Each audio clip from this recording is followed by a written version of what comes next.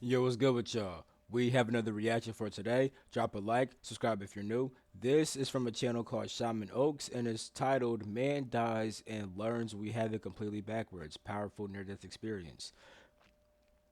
I'm very interested in this, so let's get right into it. Every time I tell this story, I just start smiling um, because it all comes back. So I heard you had a near-death experience. Let's hear about it. Okay, it was 1994. I was working as a firefighter in Santa Barbara. I was at Station 11 on a paramedic engine. I was an engineer. I drove, and there was a powerful flu epidemic going on in the area. And lots of people were sick, and emergency rooms were full of people. And we went to a patient. She'd been cooped up in her room, and she was really ill. And it was obvious we had to move fast because everything about her was wrong. And I grabbed the O2 and booted across the bed and got above her and got a mask on her. And as I was fixing it, tightening it up, she let out this big exhale because she so happy that we had arrived. And I was taking a breath in, and I felt my lungs fill with her breath. And I said, well, if that's not an inoculation, I don't know what is. Wait, Lungs what? filled.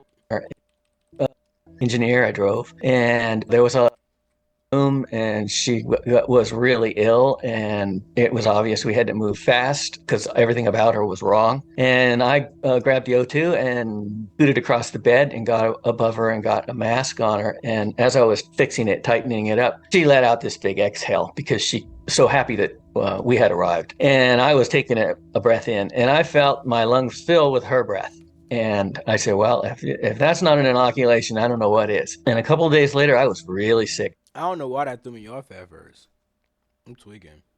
At this point, I was really ill and I was at home. I was circling the drain.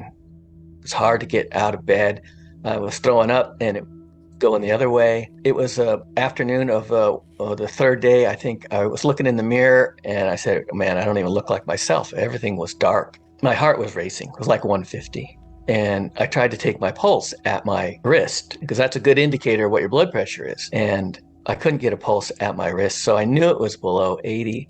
So I called my niece, I called my sister, and my niece picked up, and I tried to talk to her, and it was just a whisper. And she knew there was trouble. She hung up, dialed 911, and Santa Barbara County Fire came and picked me up. Guys did a wonderful job. They started high flow IVs. It was obvious that I was severely dehydrated and got me in an ambulance and got me to the hospital. And when we went in, the place was Isn't it kind of wild that he knew to check his wrist and that because he couldn't feel it, it got to be below 80?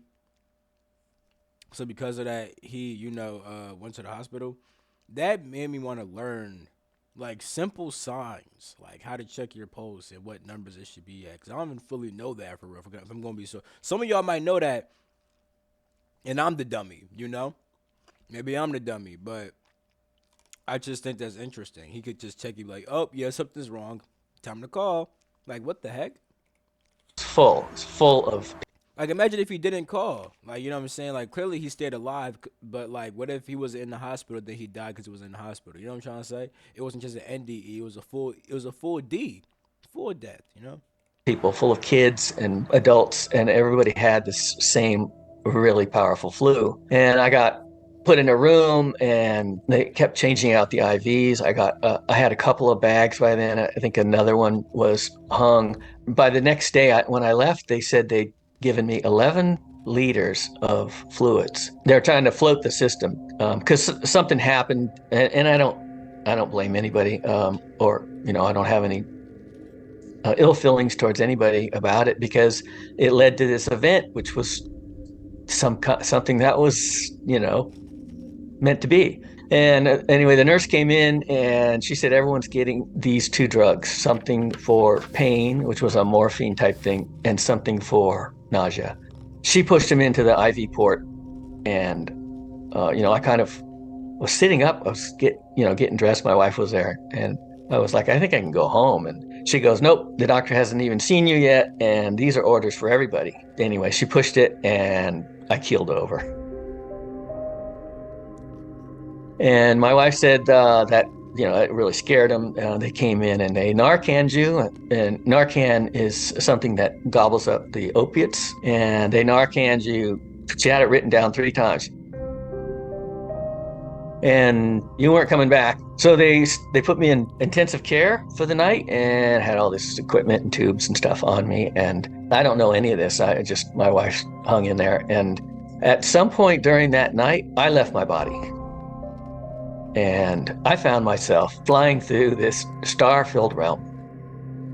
Every time I tell this story, I just start smiling because it all comes back. But yeah, I was flying through this star-filled realm, and there were all these magnificent stars, orbs, all around me, and they were so welcoming, and it was like I was being paraded through, and all I felt was everything a human ever wants to feel. Just acceptance and love and joy and being held. And all those things, all those negative things that we have about ourselves, they were gone. They were absolutely gone. Things like, anger and resentment or spite or jealousy. In my opinion, those emotions do not travel with us. They stay here. They're tools for us to learn from. So anyway, I was flying through.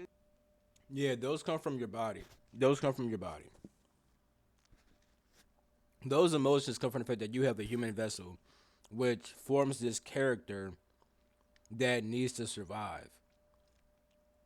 Things like jealousy and spite and stuff like that is part of your survival instincts kicking in, but because you are an intelligent human, you can actually think beyond your impulses and then kind of twist them in certain ways. So here's what I mean, right? Jealousy. If we're out in nature, if we were just animals and we saw somebody who's better than us at something, that might tell us that we're not fully fit for survival.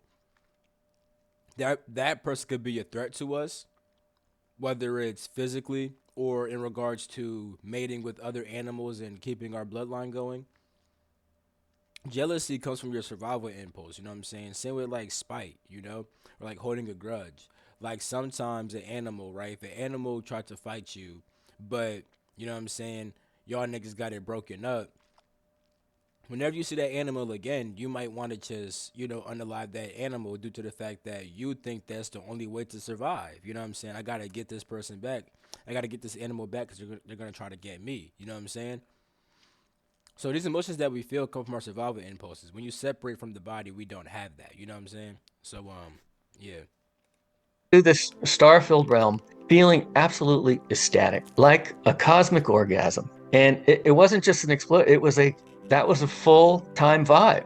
That is what we come from. We get glimpses of it here when we score the winning touchdown, or we get that job we wanted, or get the girl, and all these victories, if you roll them all into one, times it by 1,000,000, that is your vibration.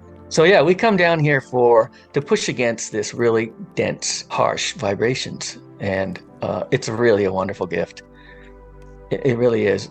I'm cruising along, and there was cosmic orgasm, just continuous. And I felt like I'd been released from a hot, dark closet. And I was this huge expanded cloud, a huge expanded balloon. It seemed like I went out forever. And the thing that I kept saying while I was flying along and I was enjoying everything, and I kept saying, how in the world did I believe I was this dude? It was such a crazy trick that I was this person, and I had all these good points and bad points, and buttons. We all have them, emotional buttons that are going to send me into whatever depression, and they were gone. All that was gone. All that was gone, and that remained with the person that was Bill Letson. And I had full knowledge of Bill Letson's entire life and knew all the details, and I didn't want anything to do with it. Mm-hmm. And I like him. He's a good guy, but I didn't want anything to do with it. The thought of going back was out of the question.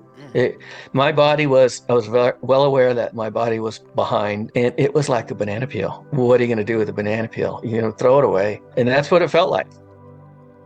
So I was flying along, and then all of a sudden I landed. I landed in a place that was solid. It had indirect lighting, and there were gurneys around, and there was equipment that was hanging from the ceiling. It was like a facility or a clinic or something. And right in front of me there were beings. There were these 3 short little hooded guys, and they looked exactly like those beings in the movie Communion.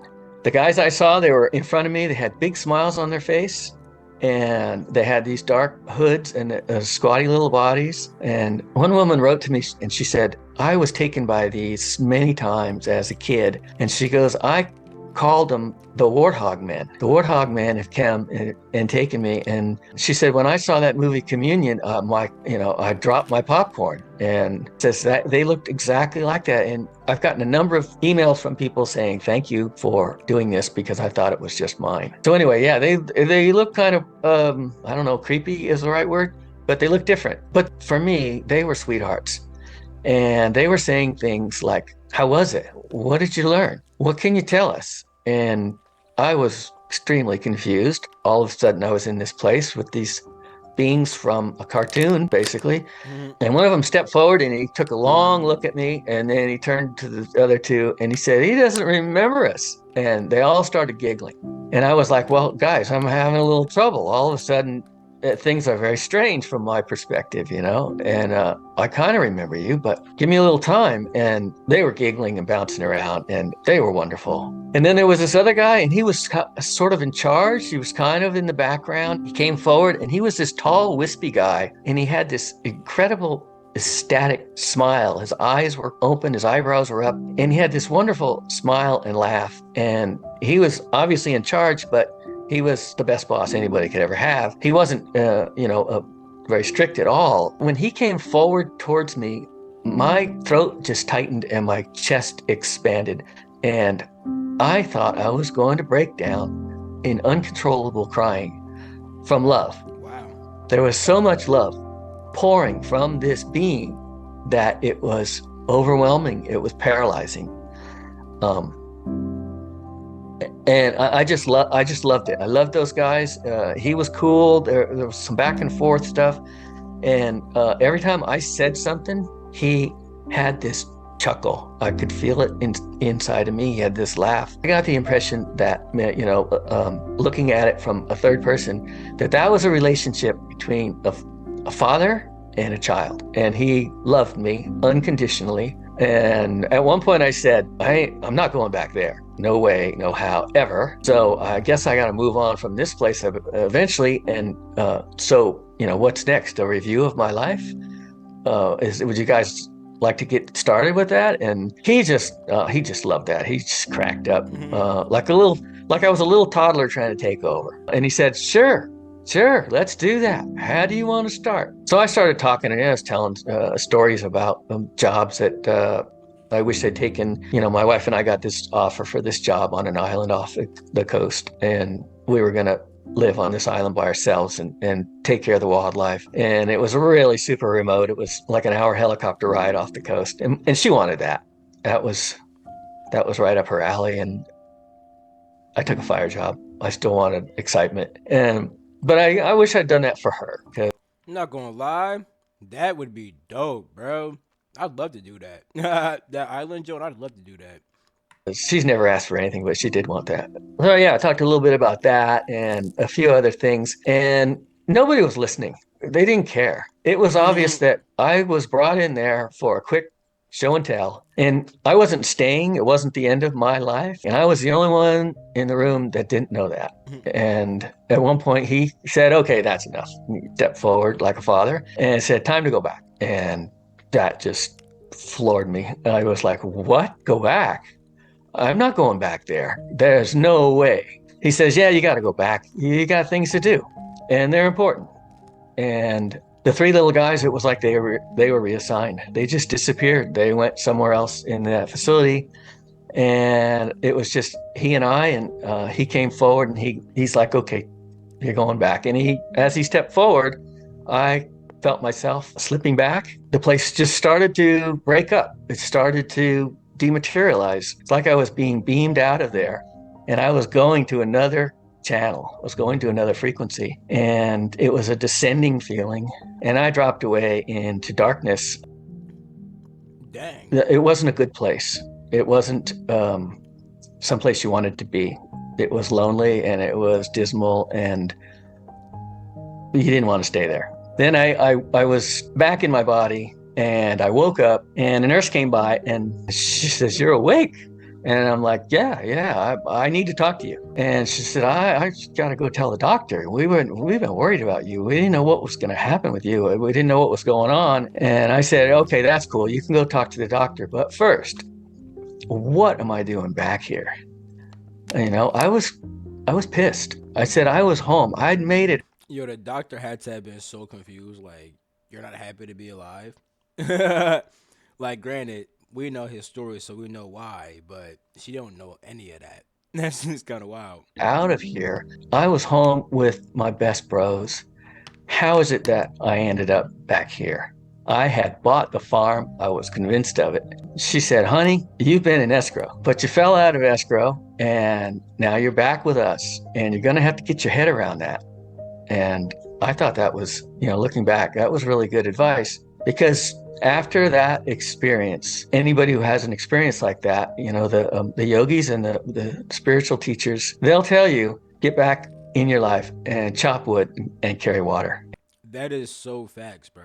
People get carried away by the spiritual stuff, which is why many people can't have experiences, because if they did have them, it would literally distract their whole entire it would distract them from their entire purpose on the earth.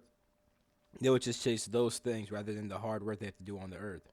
And do the things that support your life and keep it going, because you're on a journey. You're a soldier for the higher self, this higher version of you that came for experiences that are mapped out. Get back on the job and make them proud on the other side that you gave your best and you made the highest vibration choices in this life. And what was the dark place that you spent a little time in, and what was its point? What's the purpose of it? It's up to us to create our vibration. When we live our life and our vibration is low because we've been selfish and self-centered and mean-spirited, and we all know these people, we've all met them. And when we leave our bodies, when we die and leave our bodies, our vibration is going to match that low vibration of those lower places, and that's where we'll be stuck. It's not forever. It's just till we sort out where we went wrong in this life, and because we are these infinite amazing beings. If you listen to those people who they give a video about going to hell, almost every time it's like they sort it out. One woman was in a coma for weeks, and at one point she sorted it out, and she started singing a spiritual song that she sang in church, and she popped right out of hell. and she said that most of the time she had no idea she was dead. This thing about leaving this world in an astonished state. You're going to bump around in these low vibrational places until you can sort out that astonishment. And for some, it could be a long time. Edgar Cayce, when he used to leave his body to give a reading, he would sit quietly until the vibration started right in his eyes, and he would start that REM sleep, that blinking thing that you talked about, and I feel it all the time. Then he would find himself a little speck of light outside of his body, and he knew that he had to follow the light in order to stay safe. And that the first level of the realms that he visited or he moved through, he would move over to this staircase, and it was this like Jacob's ladder, and he would start up this staircase, and he would pass these little hooded gnomes and elves and things, and they had very dark robes at the lower levels, and then they'd be light colored at the higher levels, and there'd be like 8 levels, I think, and he'd go into the Akashic records and get a reading and return. But he said that that first level was a place of nightmares. The things that were alive in that area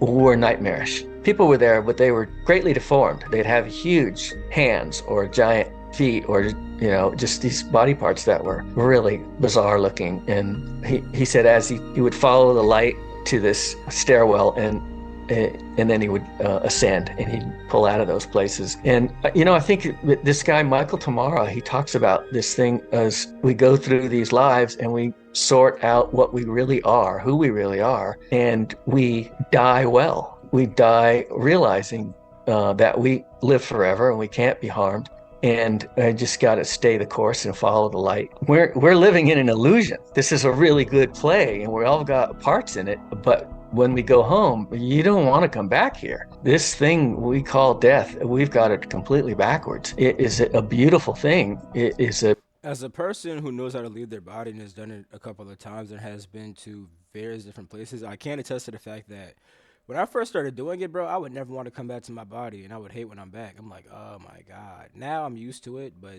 back then, yeah, that's very true. It's very true.